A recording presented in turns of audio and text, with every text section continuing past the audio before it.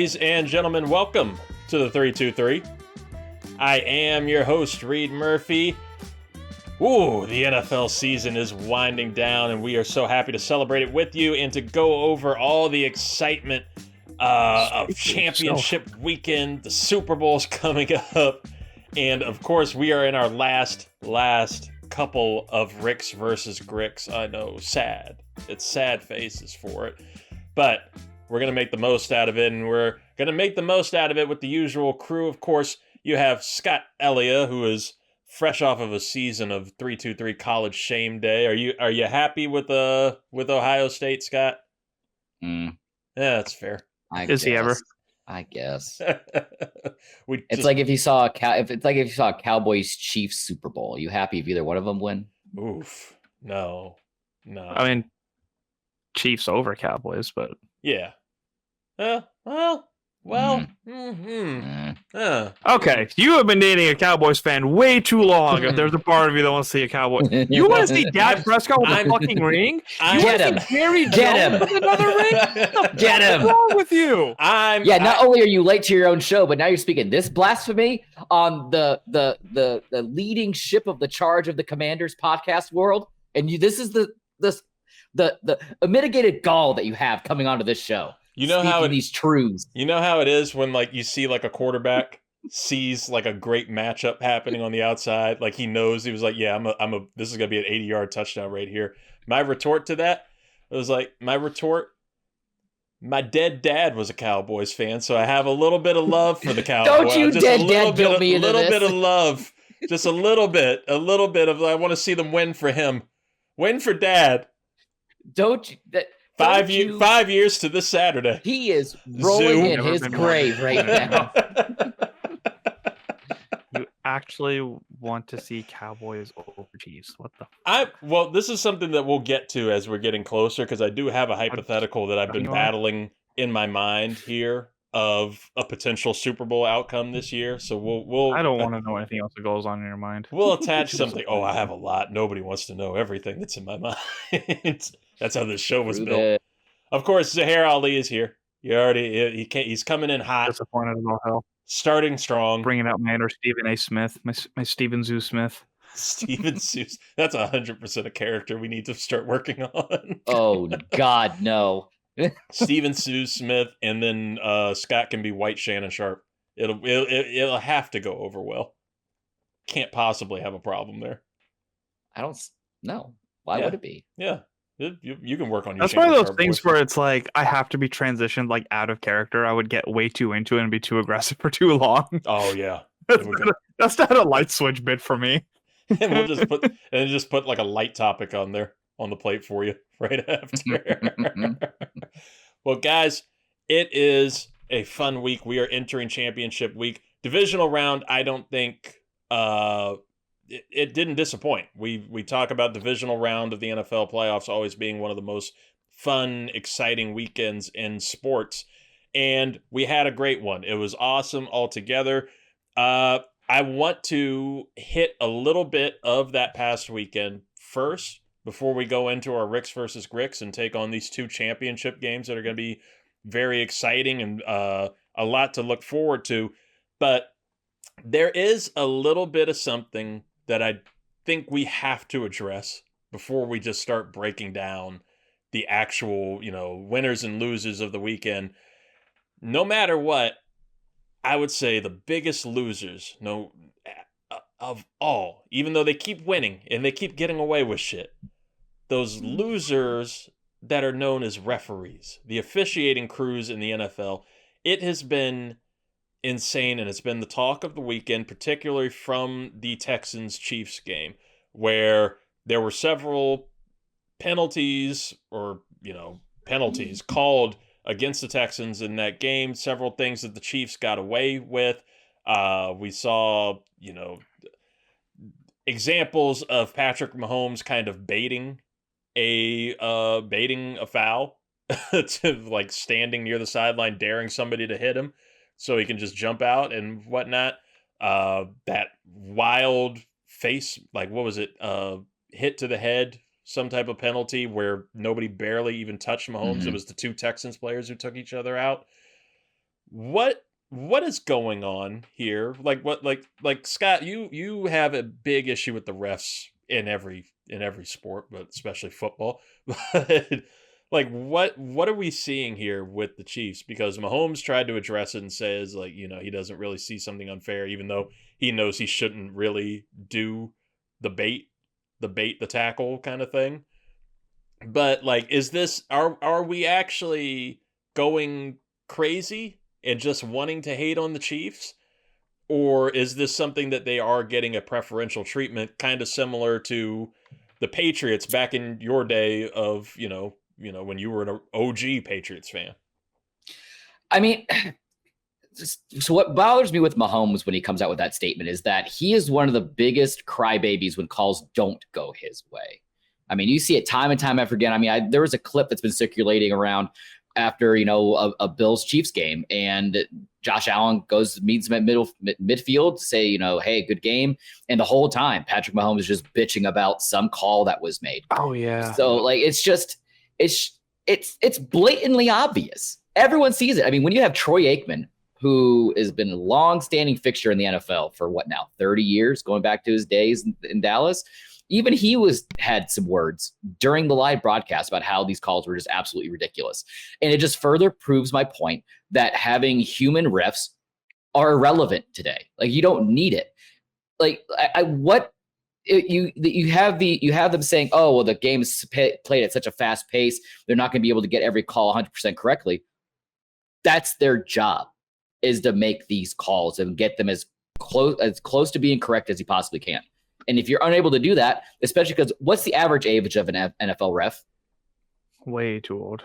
Way too old to be out there, because scientifically proven your cognitive abilities decline as you get older. So you have all these old boomers out there on the field trying to keep up with all these guys who are playing faster than they've ever played before. We don't need them. We don't need a chain gang out there. We know where the 10-yard line is. We know where this is. There's technology you can do that.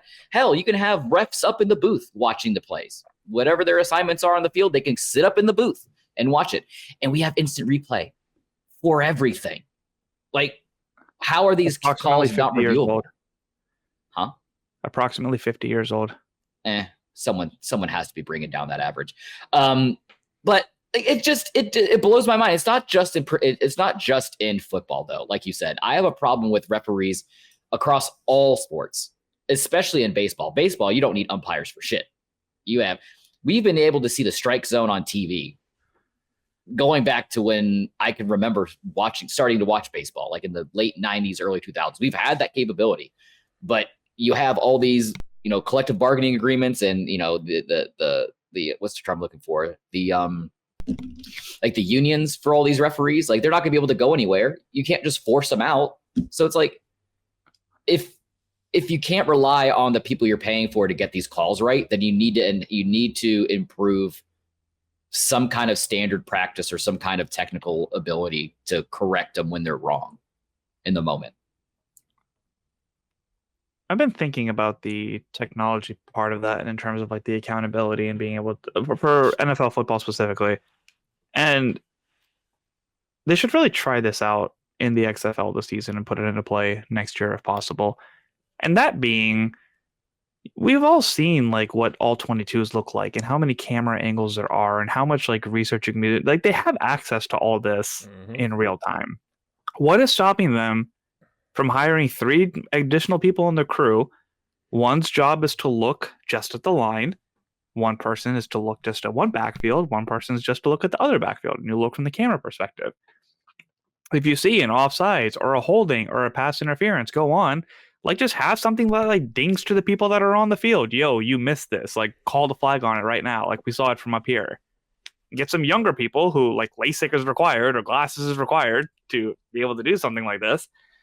But I mean, like, you have the technology for that. You have the cameras already set up. They show XFL. I forget the guy's name, but the officiating consultant who comes on, they actually have they play the conversation in real time of him talking to the refs about what they're looking at, why they're looking at it, what they missed, what they didn't miss. So it's like, that they're going off of some type of script that they want to enforce because they don't actively show stuff like this, even though they had that option. And in terms of like other technology that you could add, I don't know how this works, but it's like I don't see it being that difficult to have footballs that have chips on either end of them with a sensor that is attached to the ends of the chains. So that if the tip of one of those ends passes the line, it's like a green light that goes out, like ding, you got passed, like first down. So or you got the touchdown, like across the plane. So those two things alone is just like I feel like you already have the resources. What's your excuse for not using it? Well, it's like you bring up the whole chips thing. I actually watched a video today about the Seattle Seahawks like assistant like equipment manager, and they talking about like how they track all these players' equipments. They have RFID chips embedded like in all their equipment. You're telling me you can't put one of those into a football, like you said, to where it breaks some sort of invisible barrier. You already know where it's at. Same thing with the issue with like the end zone, right? You have two pylons there for a reason. You have what you need. Don't put the fucking camera and then replace that with the sensor. Right. Like it just blows my mind how like it just in the Stone Age it all feels having human refs out there, because humans aren't perfect. I'll be the first to admit that. I ain't perfect. I like to think I am, but you have to remove the potential of human error from a game that's such a high stakes thing. Yeah. Yeah. But it's rigged. Stephen Bay Smith made a great point with the, being able to use some type of sensors in there, because that would help like altogether, especially with AI, everything that we're generating, all the technology that we have, something should be able to work there. We've heard people throughout the week talk about, allowing coaches challenge for different flags. Yeah, different flags, which I get the pros and cons of it. Pros being refs make stupid ass calls. Like we saw that with Washington, Detroit, where there was a face mask penalty called against Washington at one point. Replay showed. Oh yeah, and it only hit the shoulder. Yeah, it was entirely the shoulder. Like there was no touching of the face mask outside of maybe the guy's forearm. So that would be a great challenge right there. But you also have the con of it slowing down the game. The more we go at replay, the more we go at challenges, the more we go at penalties, the more it slows down the speed of the game, and we start getting closer to like baseball timelines where attention spans are already short. But my frustration limit is short, and my temper is getting shorter with these fucking refs. So you gotta find like some type of happy medium here. I particularly like. And it's what I thought in the moment, and maybe it was like the defensive player in me, that when seeing Mahomes, do these little, I'm going to run out of bounds, but I'm going to stand close to out of bounds first and see if somebody, when I duck out, that they'll hit me and then we get the penalty. At some point, if you really want to know how to fix that shit, you're going to get a defensive coordinator who's going to get pissed off and irritated, because defensive players, defensive coaches, they get irritated by that stuff and the privilege of quarterbacks. And somebody eventually will just say, hey, we'll take the penalty. I'll eat your fine. I'll eat your fine for it. It'll be all right. Rock his shit. If he wants a flag, give him the flag. Like let him get what he wants here. And I guarantee he gets it once, he'll be scared he won't do it again.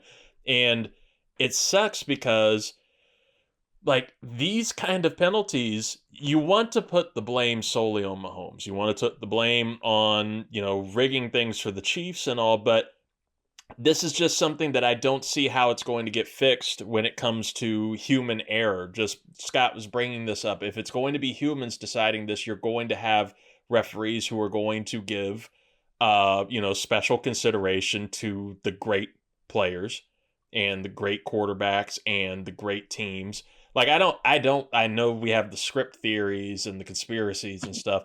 I don't truly believe the NFL cares or gives a shit if the Chiefs make the Super Bowl. No matter what, no matter who's in the Super Bowl, you're going to get 100 million viewers. They would have loved to have had Detroit in the Super Bowl and to have that storyline going on. Anybody will get them their viewership. I don't think they truly care. In fact, I think that you have more people trying to claim that they won't watch it if the Chiefs are in the Super Bowl. And that's just what you're going to get. But when you have somebody as great as Mahomes, just like we did when you had Tom Brady in his golden age and his peak time, you're going to see them get a lot of calls thrown their way. Just because, one, they're the golden boys, but they're also probably like, charming and kissing ass of the refs and everything to get the penalties that they want. It sucks, but I don't know how it's going to get fixed while we have human referees.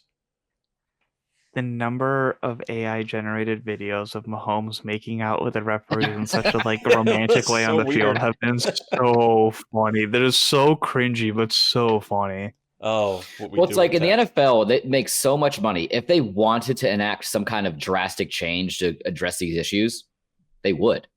Right. So the fact that they're dragging their feet clearly shows they don't really have a true intention of doing a complete overhaul.